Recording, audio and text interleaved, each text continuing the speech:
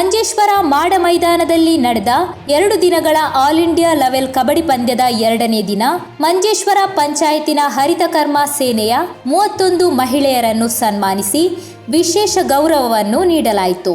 ಹೀಗೆ ಸುಧೀರ್ ಕುಮಾರ್ ಮಂಜೇಶ್ವರ ಇವರ ಸ್ಮರಣಾರ್ಥವಾಗಿ ಮಂಜೇಶ್ವರ ಕಬಡ್ಡಿ ಅಕಾಡೆಮಿ ಆಯೋಜಿಸಿದ್ದ ಈ ಕಬಡ್ಡಿ ಟೂರ್ನಿ ನಿಮ್ಮೆಲ್ಲರ ಸ್ವಾಸ್ಥ್ಯ ಮತ್ತು ಪರಿಸರ ಸ್ವಚ್ಛತೆಯನ್ನು ಕಾಪಾಡುತ್ತಿರುವ ಈ ಹರಿತಕರ್ಮ ಸೇನೆಯ ಯೋಧರಿಗೆ ಸನ್ಮಾನಿಸುವುದರ ಮೂಲಕ ವಿಶೇಷತೆ ಮೆರೆಯಿತು.